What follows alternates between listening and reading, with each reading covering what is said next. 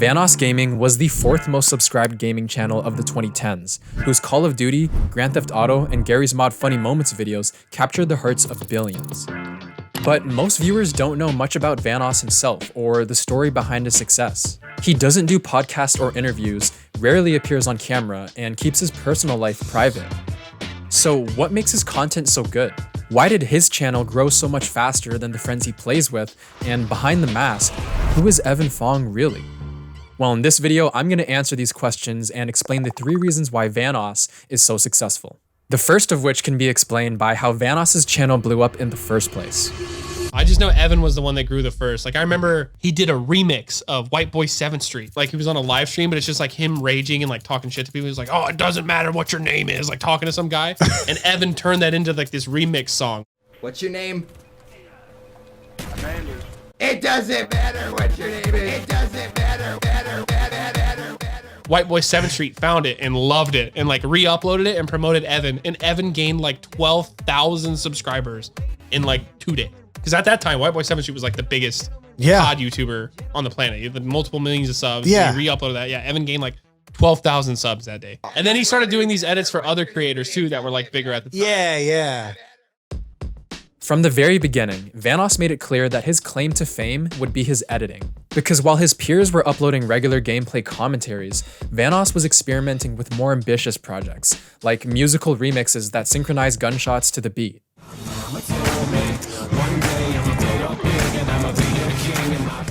Or used gunshots as the beat itself.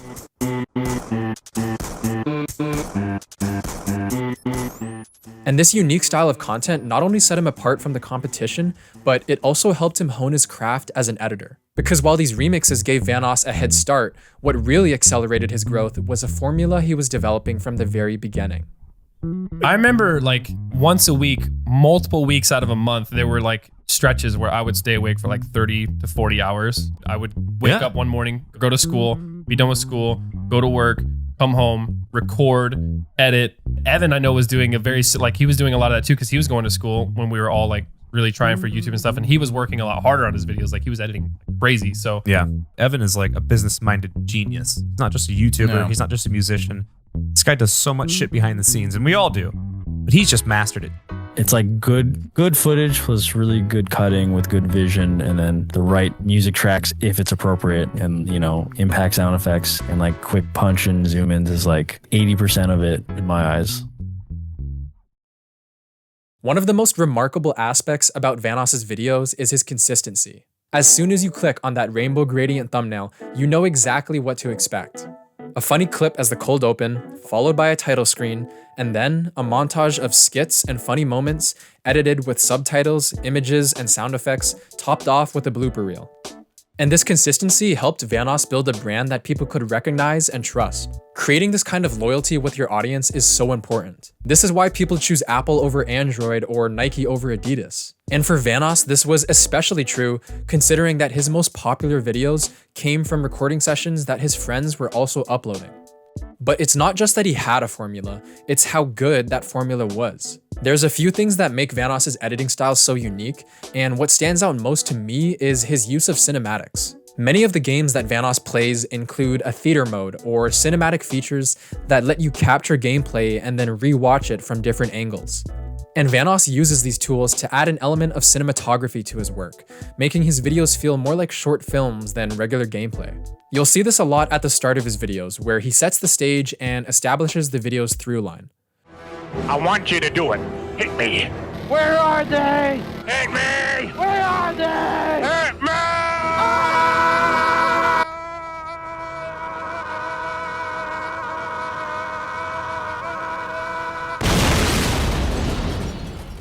This entire intro can be broken down into legit film techniques, like establishing shots, push-ins, singles, reverse, tracking. By establishing the who, what, when, and where, these cinematic intros help create a narrative, giving his videos a sense of story and structure rather than feeling like a random mashup of clips. Vanoss also uses cinematics during the longer, middle sections of his videos, where sticking to his in-game POV might make the video a bit boring. Take this video for example, featuring Vanoss and basically I do work in the same recording session, but notice the difference in how each of them presents the scene. Mini lad, hi. Basically, present in Vanoss. Here. Or in this video, where Vanoss cuts to a brief cinematic sequence to really emphasize the funny moment. All right, here I come, man. Boom. I'm sorry. During the mid-2010s, this approach to making videos was so unique in the gaming space and made Vanoss's videos so much more engaging and interesting to watch.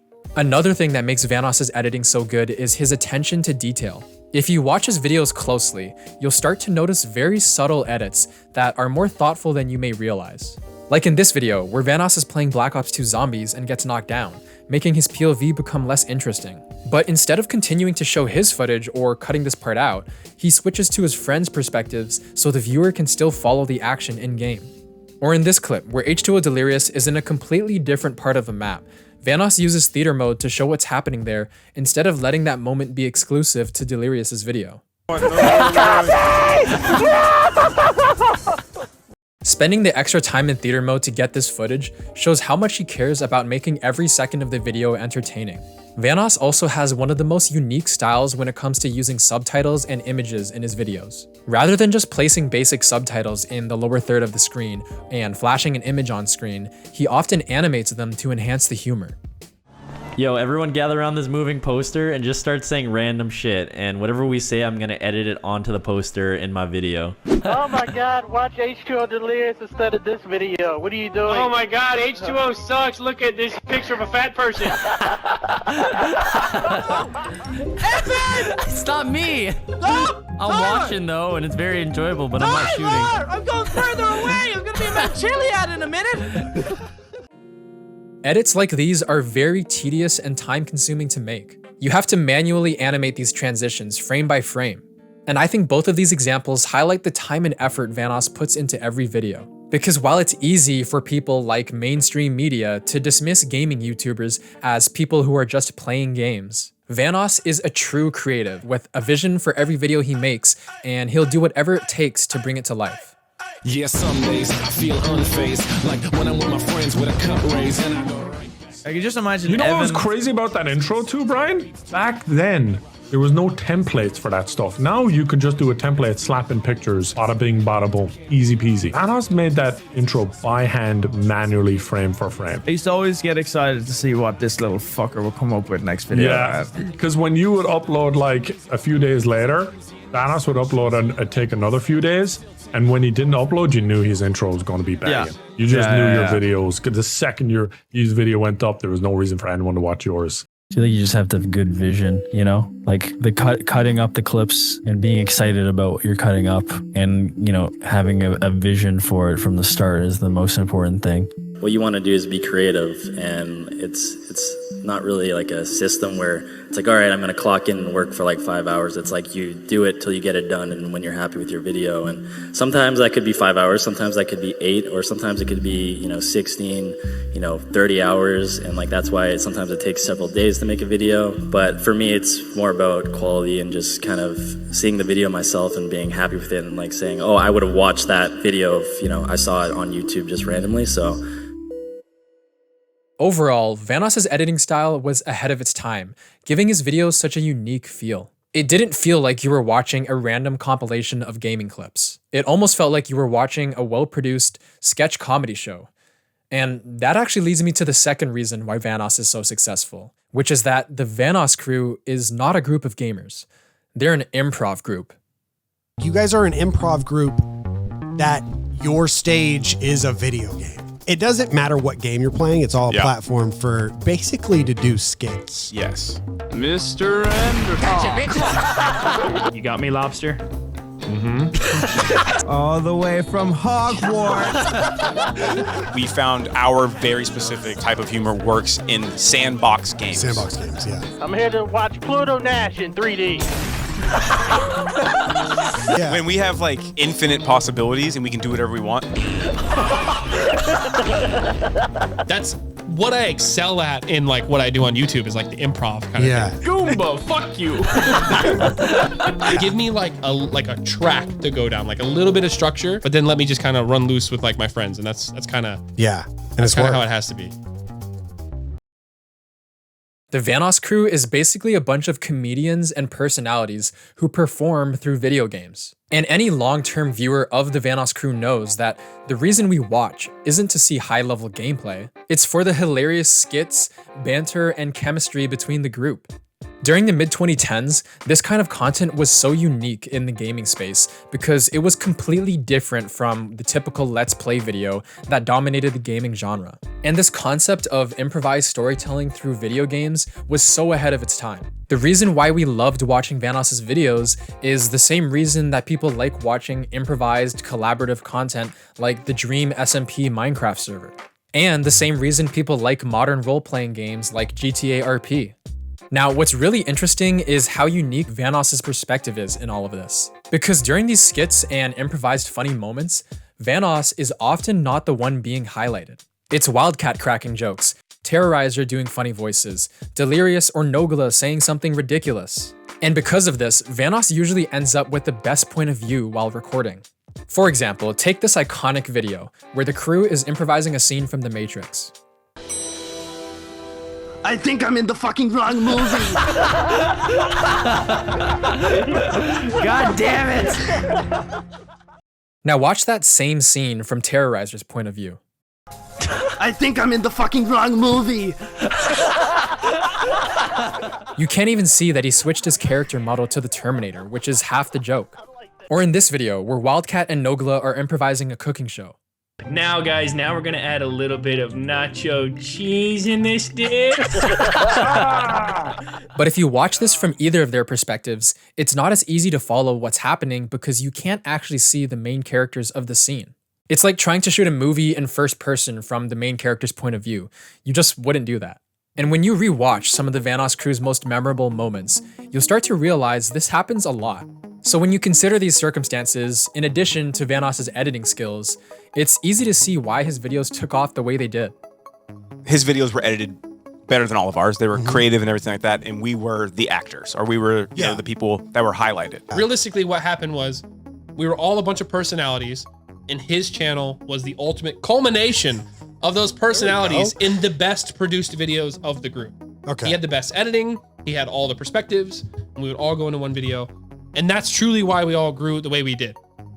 Now, this isn't to say that Vanoss isn't funny himself, or that he owes all of his success to the people around him. Because the truth is, Vanoss is extremely talented, and certainly puts a lot of thought and effort into the skits and interactions that you see in his videos.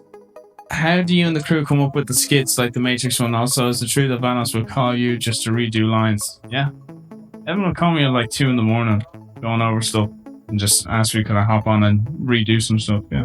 Evan will talk to me about like how could we incorporate this, and this, or whatever, and then we'll just spitball ideas. Like normally we'll just sit in a call, and then one of us, not just me and him, but like someone else that's in the call, could throw out an idea, and then we bend the idea and then evolve, and it keeps changing and changing until we find something that really works.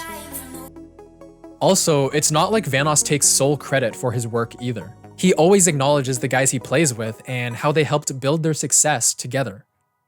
I know for sure that the only reason that like I'm successful is because of these guys and like the people that I know and I talk to and play with on a daily basis. I mean, like they're all like super funny, all talented, like really cool people, and just fun to be around, and like just that kind of camaraderie and like atmosphere just makes for good videos. And I honestly couldn't do any of this stuff like on my own. I truly think that the guys in our group have very different voices and very different personalities, and that's what helped a lot. And I truly believe that. And it wasn't something that was super strategic. We got really lucky, you know? So when you put all of this together, it really was the perfect storm for success on YouTube. Between his creative editing and unique role in this really talented and creative group of friends, Vanoss managed to create something truly special. But there's just one problem. Anything this special can't last forever. For the most part, it seems from the outside looking in, looks like you guys are all in sync.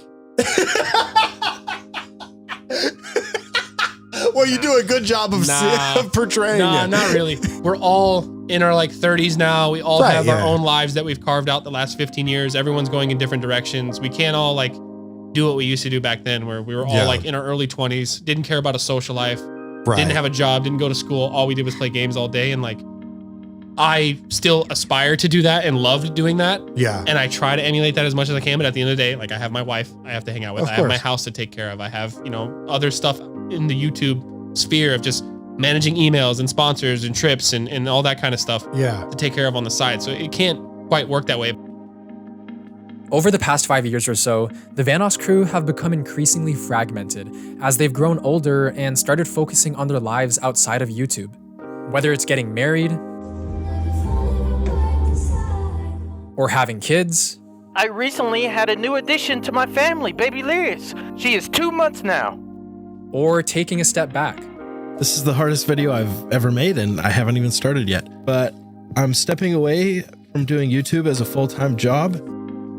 With everyone going in different directions, getting together to make videos was bound to get harder. Not to mention, the gaming scene has also changed. And for a group of gamers, the games they play will inevitably have an effect on the kinds of videos they make, how much fun they're having, and how well those videos will perform.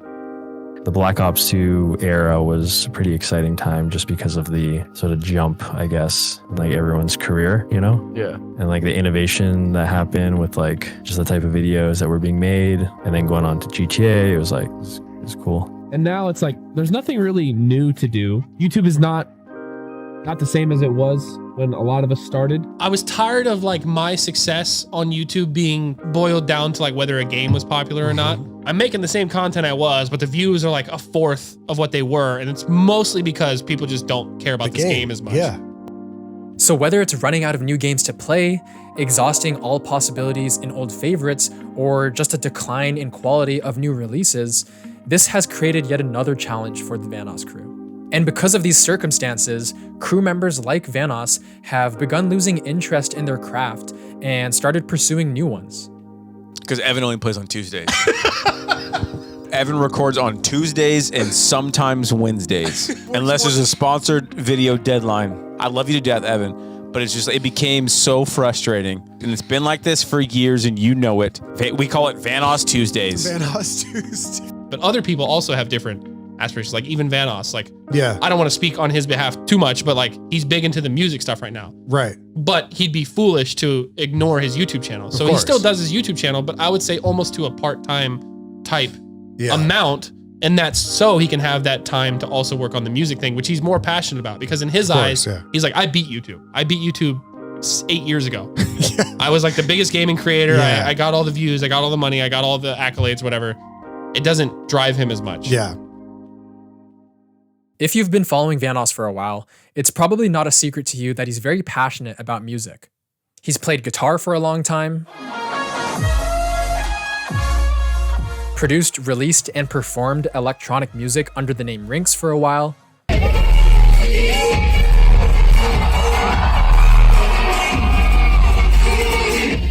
he co-owns a record label called Avant-Garden, and today is releasing music under his real name, Evan Vong. As of recording this video, he's released 3 songs, has an album on the way, and is showing no signs of slowing down. But hopefully there's going to be people out there that find this music that don't even know who I am, or, you know, what my gaming channel is, or what Rinks is. That's always a big goal of mine, that my music won't just be completely overshadowed by all the other things that I've done on the internet. And that'll be pretty hard, maybe impossible, we'll see. So at this point, it may seem like a career in music is Evan's YouTube retirement plan, which, given how much gaming and YouTube have changed, and with the crew drifting apart, could come sooner than we think. But not too soon. Evan hasn't officially discussed if or when he plans to retire, and he's still posting 3 times a week. But have you ever wondered what all of this must feel like from Evan's perspective? Continuing to be defined by something that you're just not as passionate about anymore in a time where everything feels so different from what it used to be. This is not an uncommon problem for experienced creators and can be a very confusing time filled with what no creative is immune to: self-doubt.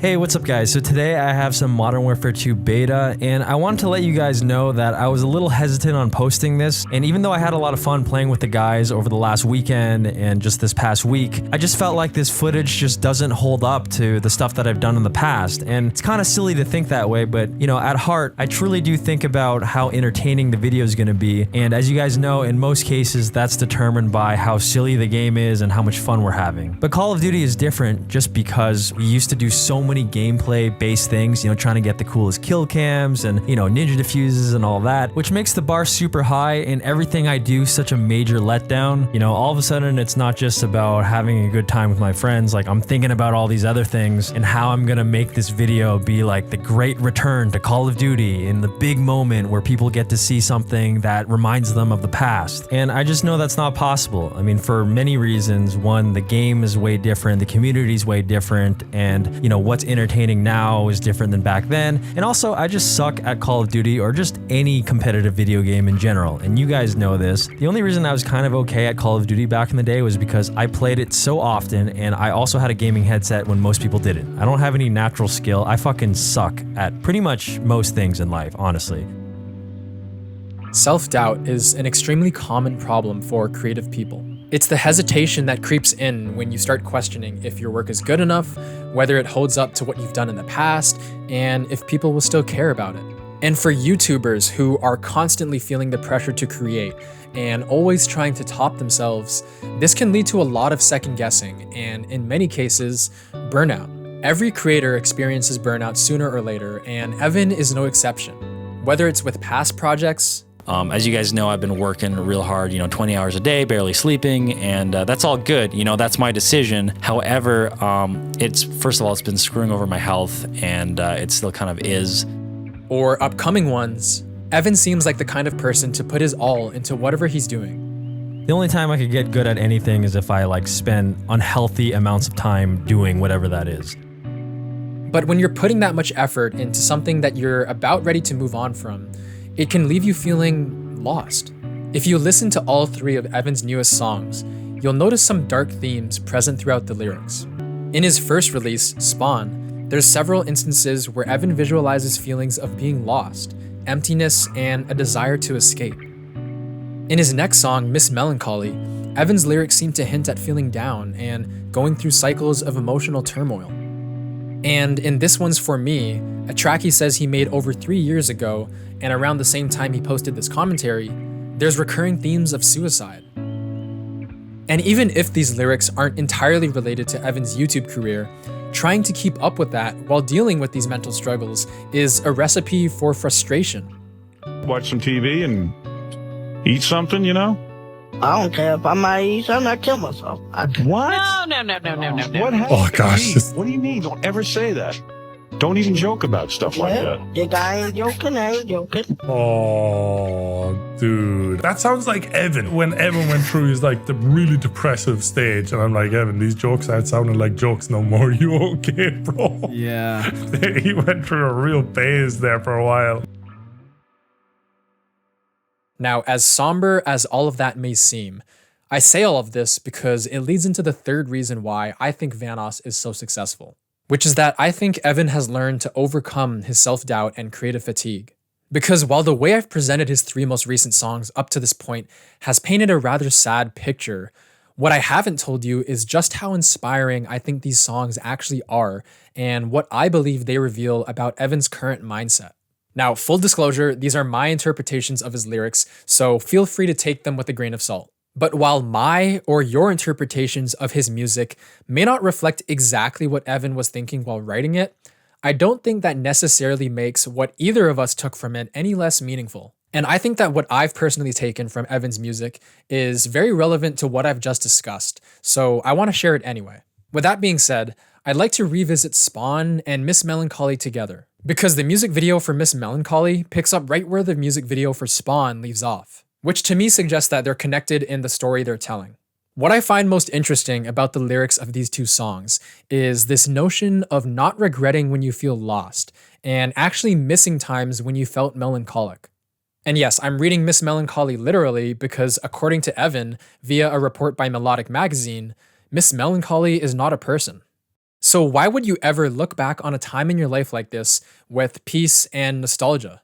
Well, this reminds me of something that I heard musician Jacob Collier say about moments like these in the creative process. Like, there's no evidence to suggest that you're not right on time, you know, where you are. Everything's going to plan. There's no evidence to support that that's not the case for you. And I can think of times in my life where I've been really disoriented, or I've lost my feeling like I know where I'm going, or I'm not feeling inspired, and look back at those moments and saw what happened. It felt like the thing was going wrong. It felt like I was losing the thing. But actually what was happening is I was just halfway around this loop, the circuit to get back to this. But from here, you can't see this bit. But you just need to have faith that you're moving in the right direction. And I think it's a very important thing to remember that. Self-doubt, burnout, and creative dissatisfaction are challenges that every creative goes through. Everyone experiences feelings of being lost or uninspired, but that doesn't necessarily mean you're off track. And it's in these moments of uncertainty that trusting you're headed in the right direction is so important. To me, this is what Evan's songs are really about.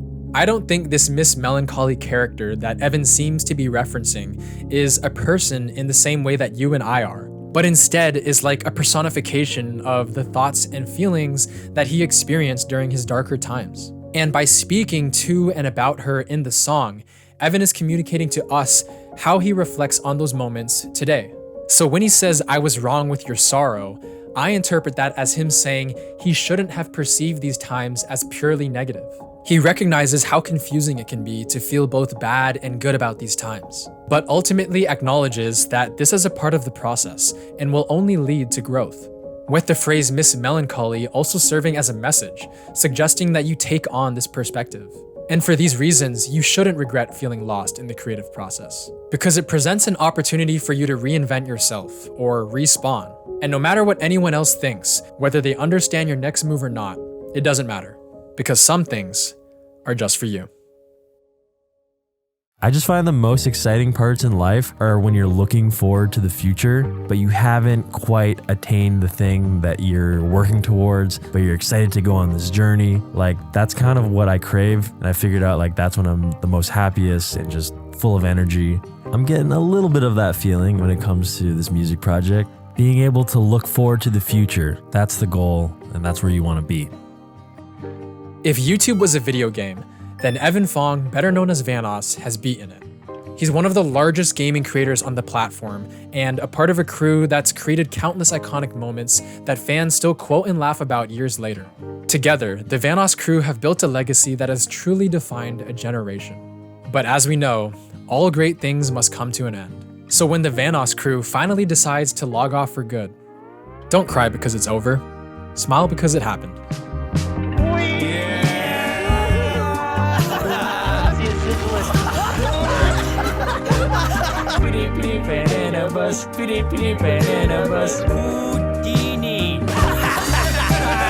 We've suffered too long.